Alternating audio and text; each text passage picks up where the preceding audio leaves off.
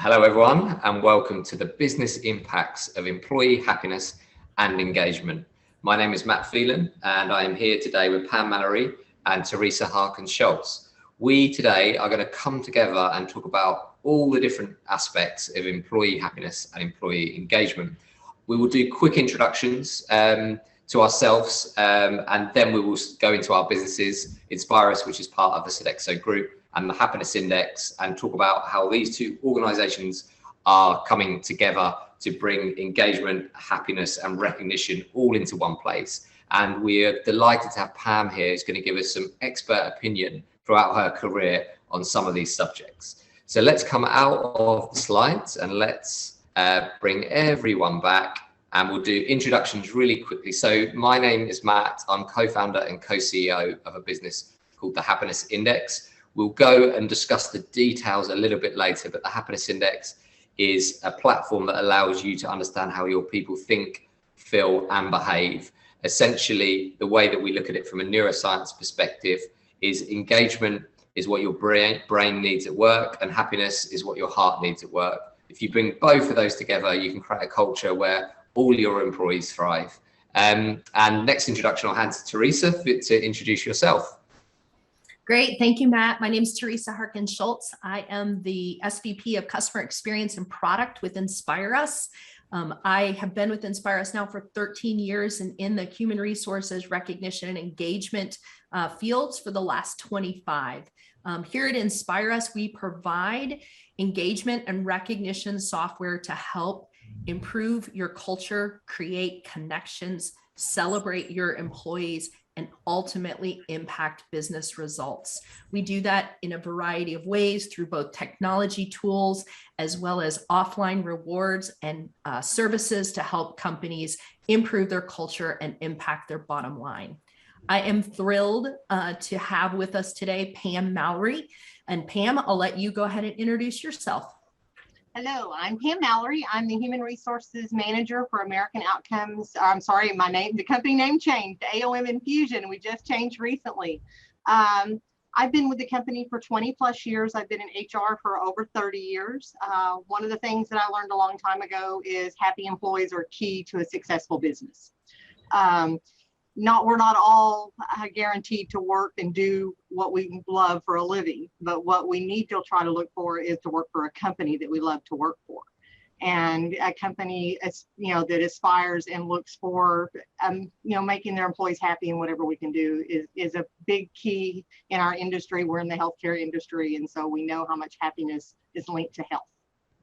Brilliant. Thanks, Pam. Thanks, Teresa. And we're going to kick off with some exciting news, and we're going to go into the details. So you may have read that the Happiness Index and Inspirus have signed a partnership to bring all these exciting things together around employee happiness, engagement, and recognition. And this is huge because there's no two companies that have brought this specific mix together before. And Teresa, we all worked on this in Texas together. I'd love to get your sort of summary of the offering of how it comes together. If you were to meet one of our, and also I need to remember, if anyone's got any questions, pop them in the little chat box. We've got loads to go through today, but we plan to get back to everyone's questions.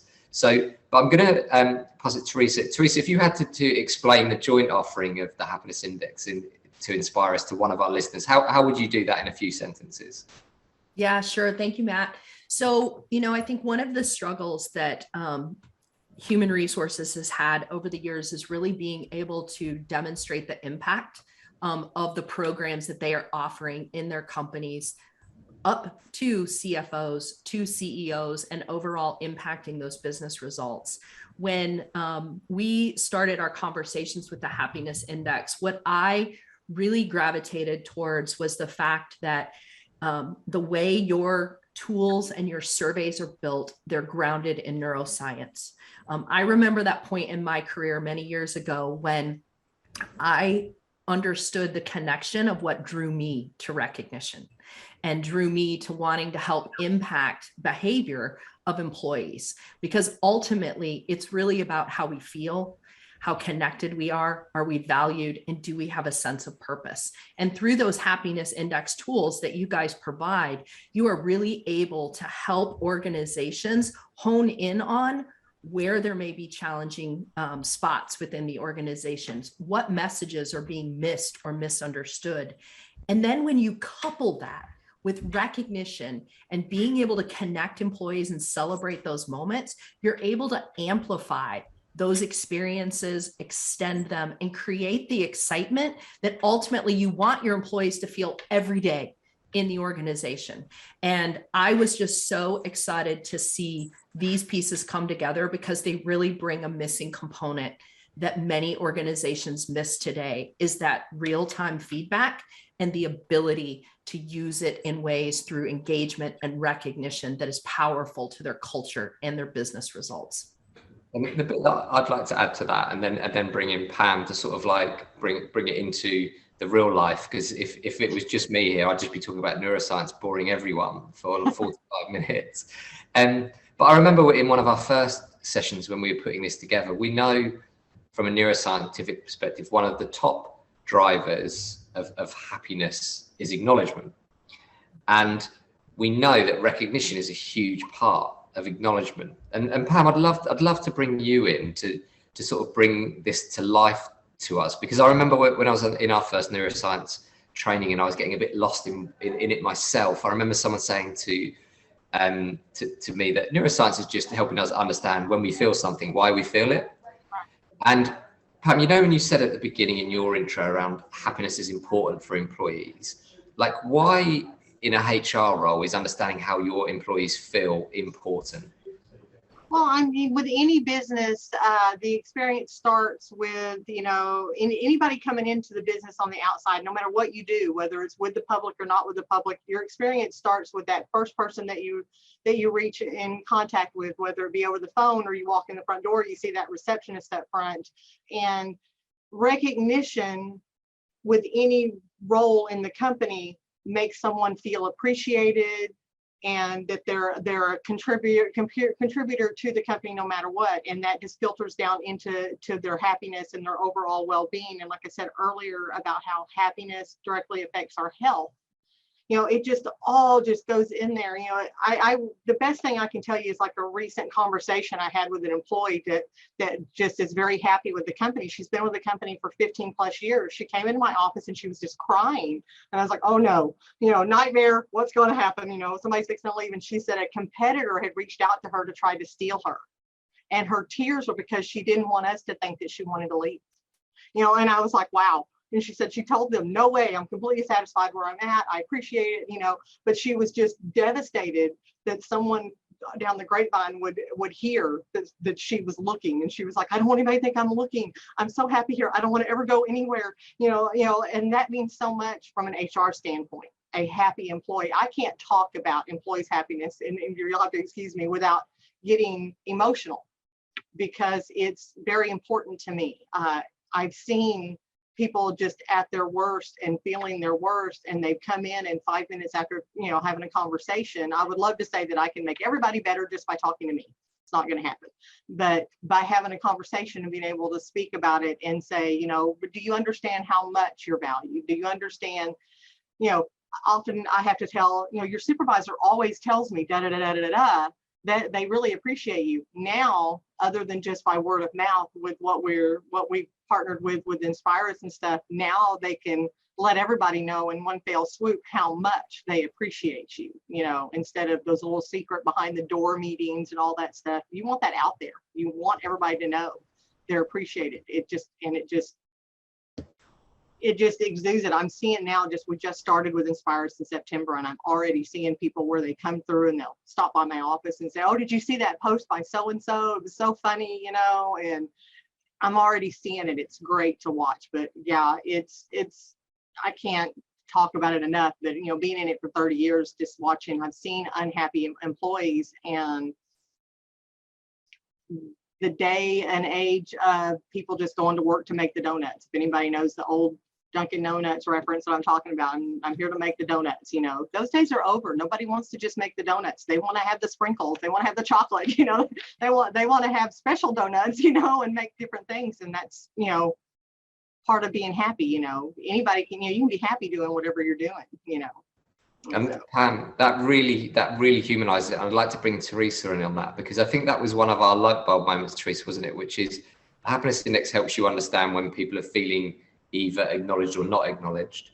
And I remember Teresa and the team saying, well, that allows us to focus recognition where it's needed. Teresa, can we just bring you in on the I think Dunkin' Donuts is a good point, a good way for us to talk about this. Yeah, the Dunkin' Donuts analogy is definitely a good one. And I think it also demonstrates how our workforce, both the people in it and the environments in which we work, have changed so much over the years.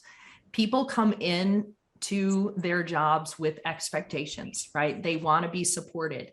They want to have opportunities. They want flexibility. The key is, and Pam, you mentioned this, those supervisors and those managers really have to take the time to get to know their employees and to understand what makes Pam tick and is important to Pam may be different from Matt, right? And being able to have a leadership style or managerial style that allows you to know your employees and cater to those people in different ways. I mean, long gone, and Pam, you and I haven't had this conversation, but I'm a firm believer that the old fat HPM, human resource practice manuals, those are a thing of the past, right? We have flexibility, we have frameworks, we have guidelines. Sure, there are compliance things that we have to do, but at the same time, we have to meet those needs, of the people. And I think the one thing, kind of back, Matt, to where you started, is that recognition can be such a powerful tool. Most people just want that basic thank you. But there's another level that companies can start to bring into being able to impact those business results, just like they would do with an incentive program, or maybe it's like Pam brought up, changing the name of the organization. Oftentimes with name changes come value changes, come business goal changes.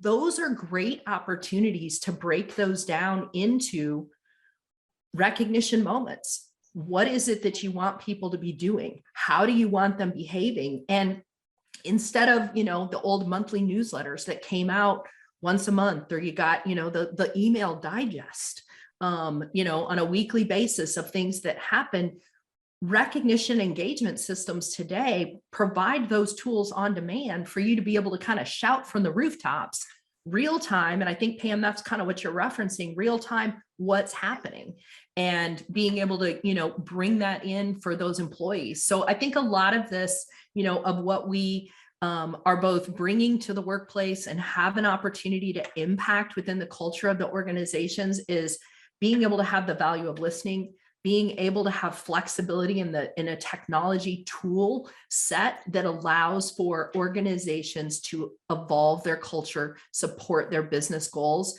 through the programs and the offers that they have that are ongoing. And it really gives those moments for supervisors to go, oh, when I do recognize these behaviors that align to our values, I do see results, both from the employees' happiness because they feel acknowledged and appreciated, but also in their willingness to either, excel with discretionary effort or even help other employees. And it's all about the cultures, that we want to create through those tool sets.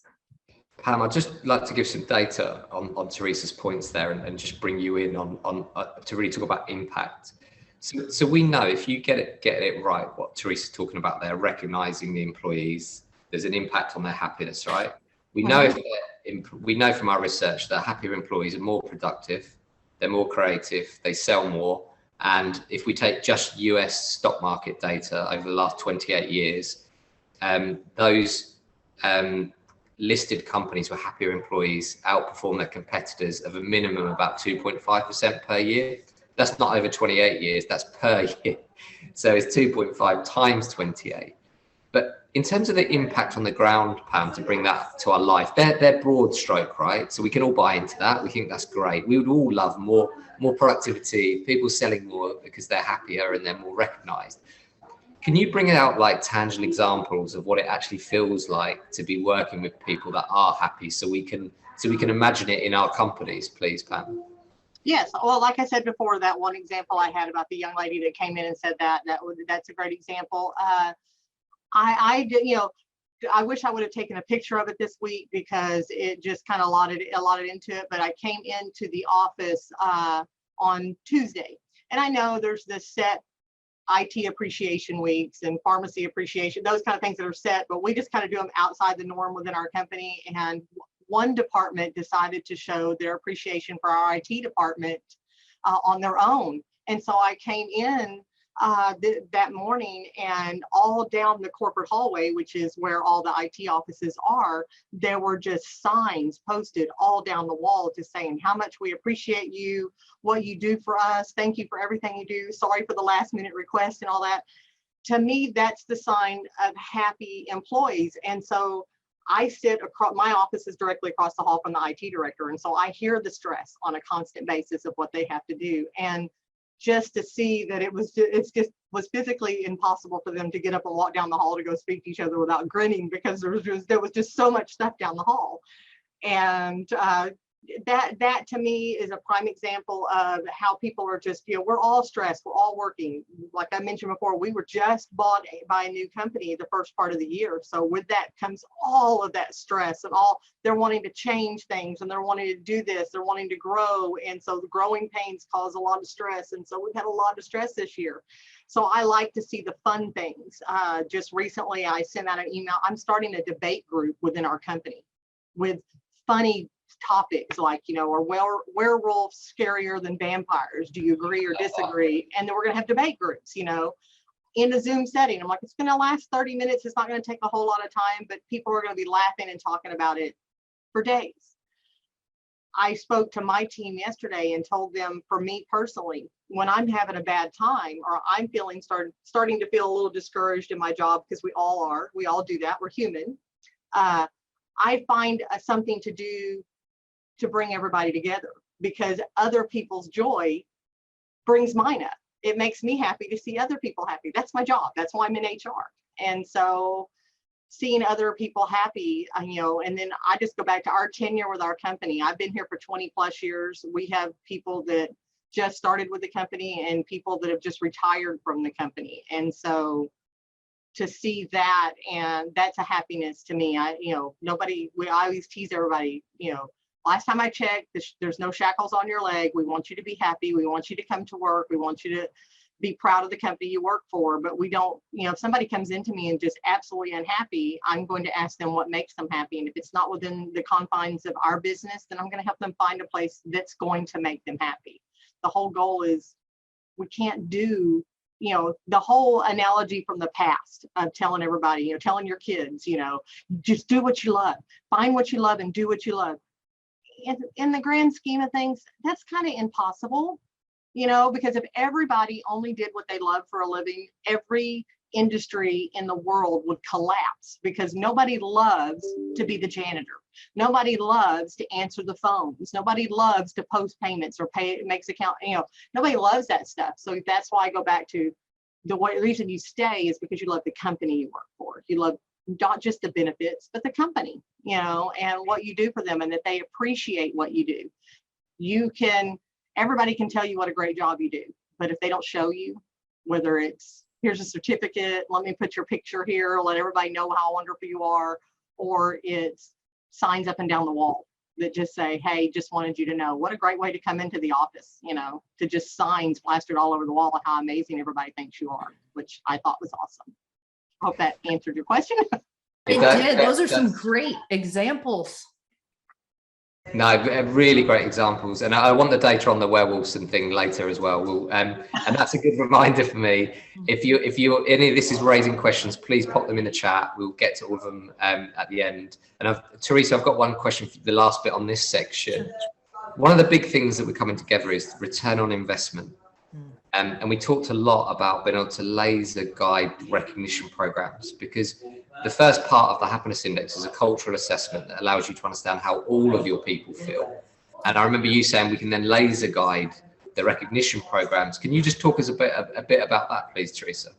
Yeah, sure. So, I think one of the opportunities when you do have both the engagement assessments as well as recognition programs actively running in the organizations, you're really able to kind of correlate those numbers together to look at the overall business performance, to look for areas where you've made impact.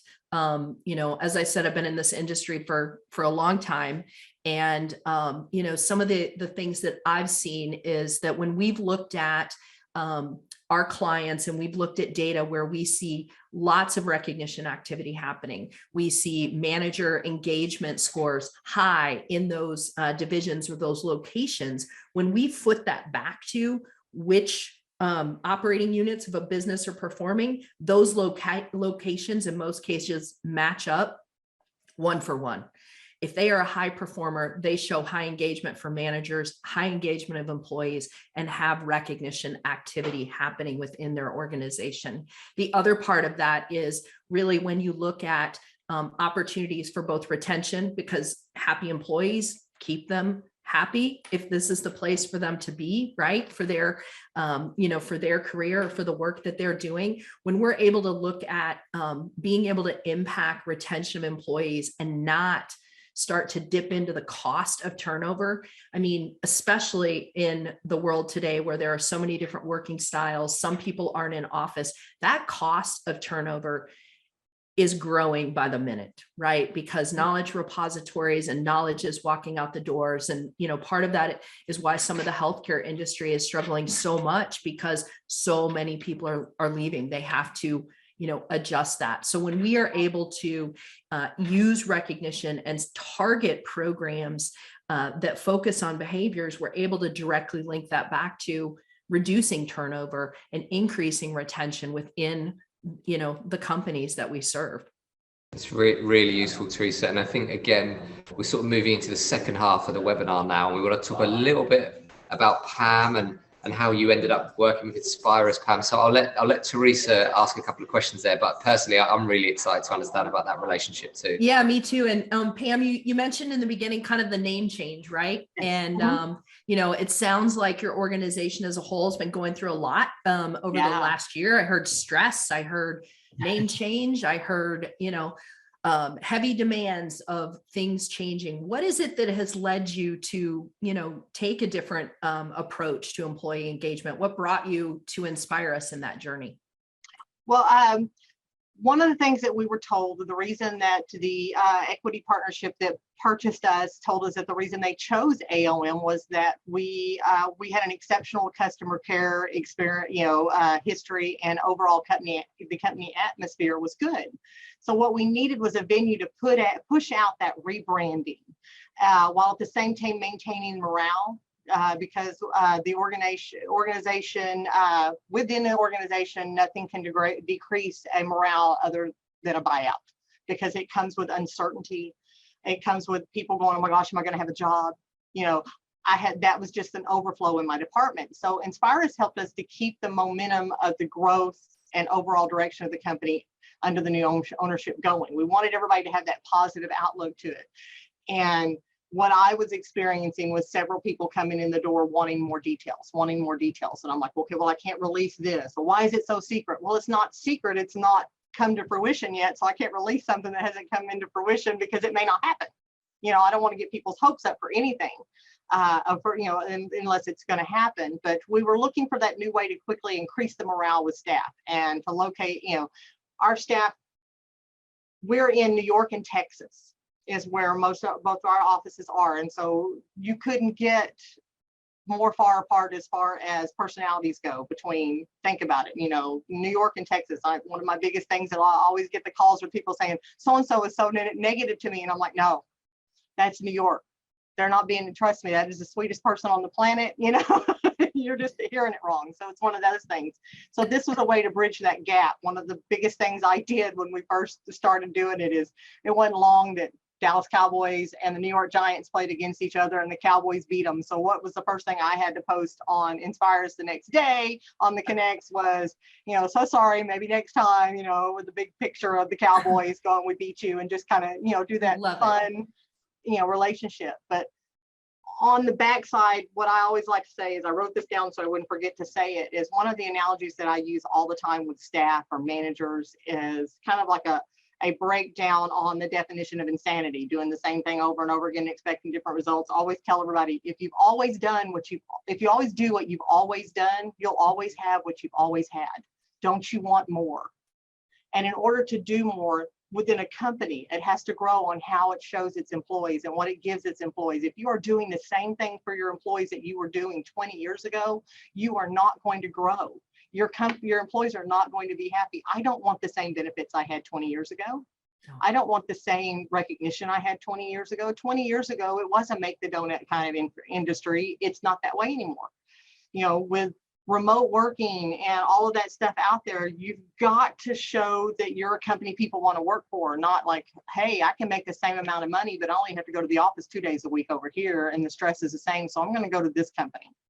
What are we doing to bring them on? So that was what kind of led us to wanting to grow what we were doing out there, to get the employees on base and have them share with each other and coworkers and non-coworkers that they want to recommend to come to work for us. Yeah, I love it. So kind of to touch on a couple key points, because you said some pretty powerful things there about what employees want in the workplace and how that has so evolved over the years. So ultimately, with your branding change, the location, people being in different places, you really wanted a way to bring them together and harness them to that new brand that you have, introduce it, and then fill that void of communications, because it is so hard as the HR person when you're going through any kind of merger, acquisition, buyout, whatever, you know, fill in the blank, and you've got to keep it behind closed doors and people know something's going on.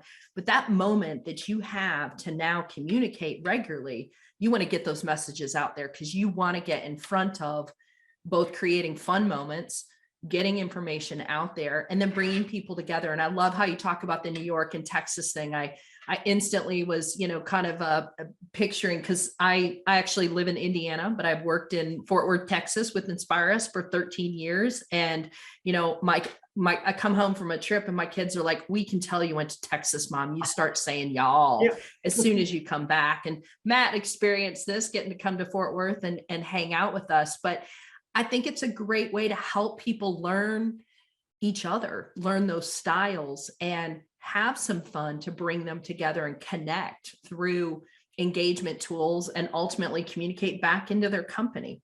Yeah.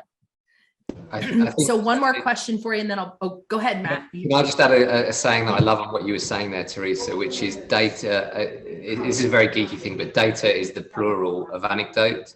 And what I heard there is, you've got these little micro moments that are bringing people together, like the NFL match, but it's once you've got the data, you've got the plural of that, so you can see the whole picture of how people are feeling, because some people will be extroverts in an organization and they'll be comfortable sharing it, but there'll be lots of people that are maybe quiet achievers that suddenly, by collecting that data, you get the fuller story. So I'm just going to shut up now and go back to your question, Teresa, but I couldn't help but add that little anecdote in. Yeah. No, I love that. I think that, I mean, I like that data plural as antidote, because it really does help to magnify those messages when you're able to take all those great things that are happening within your organization and share them. It's kind of that good goes around concept that, you know, if we don't know about it, we assume it's maybe not happening, because oftentimes people are only going to talk about the bad. And so the more we can encourage people to talk about the good, the things that are happening, and where they're, you know, having joy within their job, within their career, within their company, the more that starts to spread. And that's what we need to spread around in this world more of. So Pam, as you just started this journey with Inspire Us, what are some of the things you're hoping as you go through this and you continue to grow, cultural tools and business outcomes and things using the engagement tool set? What are you hoping to ultimately achieve within your organization? This is going to sound kind of lazy on my part, but it's not. I am hoping that I never have to place an ad for a new employee again.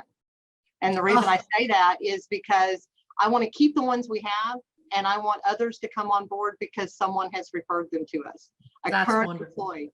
Yeah, that's my goal, is to, and the only way to do that is for people, because like I said before, You can be the best company out there and providing the best services, but if your employees are unhappy, then the word of mouth is not going to be what a great company you are. And what you do for the, like we're a home infusion specialty pharmacy. We send drug out to patients' homes, and so patients can say, oh, the medication I get, my nurse that comes is awesome and all this stuff.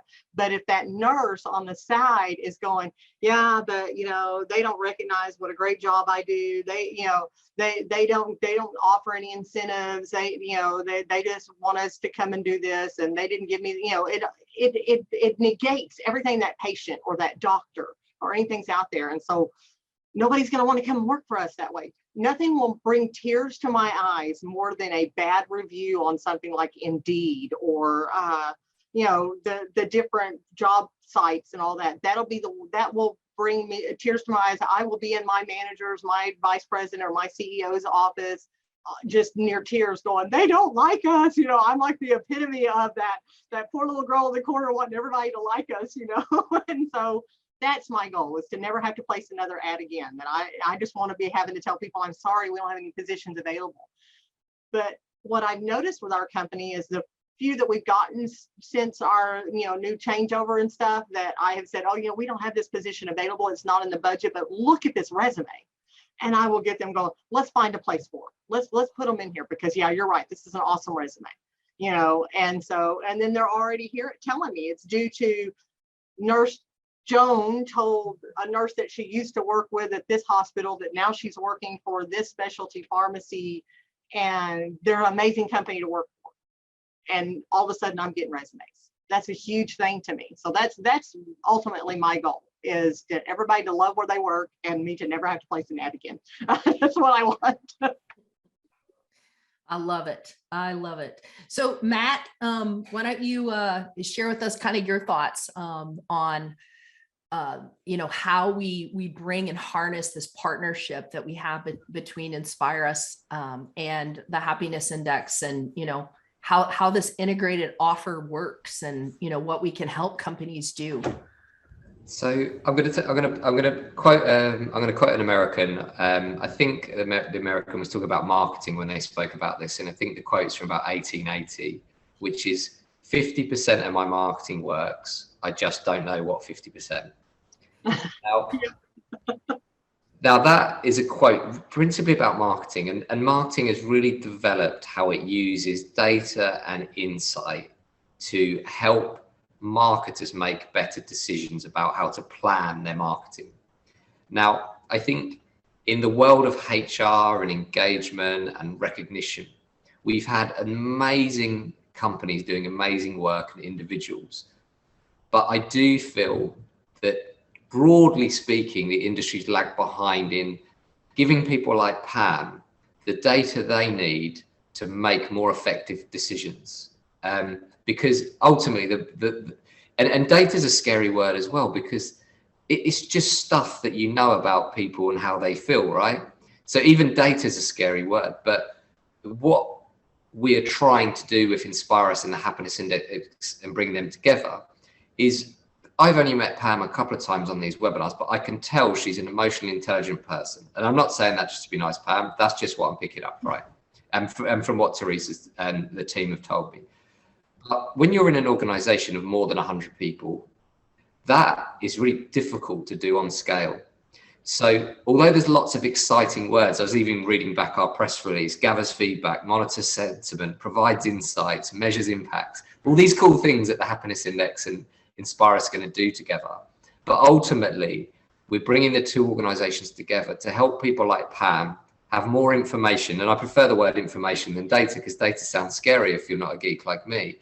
It's just more information to make better decisions and do all the nice stuff that Pam's talking about around like retaining more talent. So the fact that we're bringing an engagement and happiness platform, which is the Happiness Index, and somewhere you can get world-class recognition programs and Inspire Us together, I think all that's happening is we are adding a level of information to help people like Pam do their jobs. And who doesn't want more information when they're making decisions? And my last point on your question, Teresa, is another saying, which I think, so I started with saying and I'll finish with saying, which was, the people used to say, if you can measure it, you can manage it.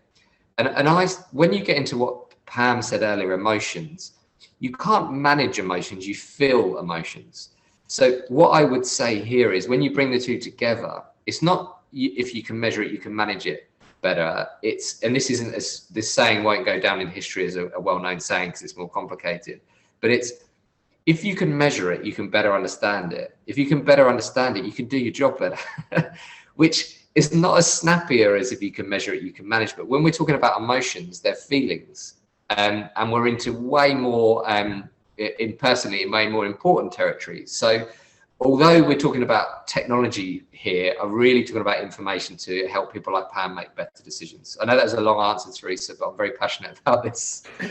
No, I think you're spot on. I mean, I think that data is really going to help companies be able to better react and respond to what's happening in their organizations. I mean, emotions and how people are feeling, their mental well-being is a part of everyday life, right? We each have things that are going on, whether it's, at home, whether it's at work, but those change daily, right? And we have to be able to respond, to encourage and support each other. And I think, when you add into the mix of being able to get that data and be able to add into that engagement and recognition platform tools to help harness good things going on, encourage people to say, hey, good luck, Matt, with the presentation today.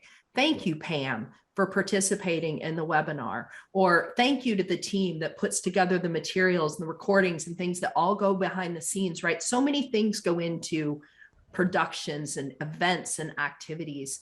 And this is our chance to make sure that those people have the opportunity to be felt. And as Pam said earlier, shout it from the rooftops, let it be known, let it be visible in these recognition systems that ultimately can impact the way others are performing. When I know what my manager expects of me and I know what they value, it helps me understand how you expect me to perform.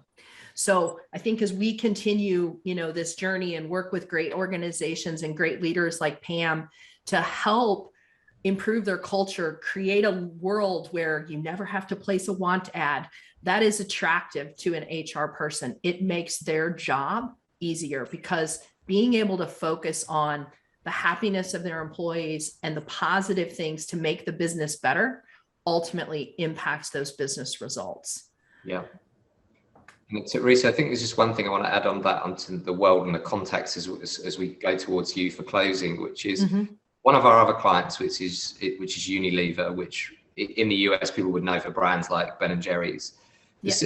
The CEO of Unilever said recently, and I don't want to scare everyone with this statement, you may or may not have heard it, which is crisis is the new normal. And you can take that as a bad thing. But what I take it as, and the way I read it, is that the world is changing a lot, whether you're in the United States, whether you're in Europe, whether you're in China, wherever. And your employees are going to be experiencing that change. And our role is to help those employees through those changes so that they can do their role in the best possible way. And I just wanted to leave everyone with that sort of like final thought before closing, because for me, when people look at offerings like this, like the Happiness Index and Inspire Us, and there is stuff going on in the world, which there always is, people always ask us, when's the right time? When is the right time to do something like this? And what we ultimately come back to with all our clients is the more stressful the situation, the more listening that needs to be done. So people often wait. They always think, I will wait till the next election's done, or I'll wait till the war in Ukraine's over, if you take it from a UK perspective. But what we do know is the more change, and Pam touched on the merger and acquisition aspect, which is another example of that, the more change that's going on, the more listening. So the final point is just I think the CEO of Unilever is correct with the statement, and I don't actually expect that we'll get to that point where things will be just settled down, although we kind of want that. I think that's the world that we live in now.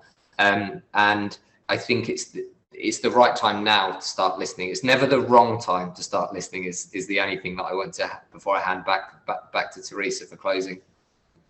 Yeah, no, I think I love that. And I think we all experience that every day. We don't quite know what we're walking into, how people are feeling.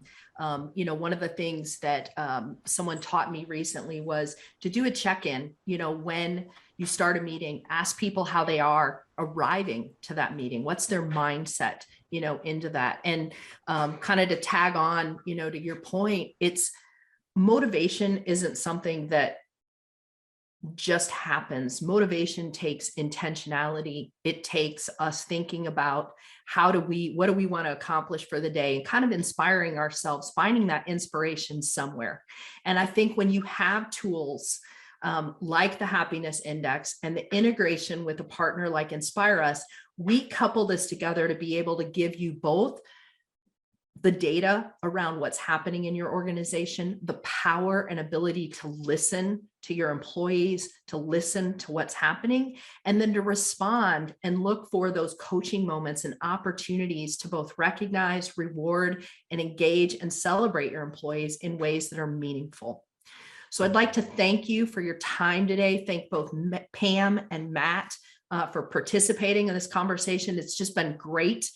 We are so excited, both with the partnership that we have serving AOM infusions and the partnership that we have created with the Happiness Index to offer new engagement and recognition and tool sets out in the workplace. So we'd encourage you to visit inspireus.com for more information. As Matt indicated, any questions that have come in, we will be personally getting back to you.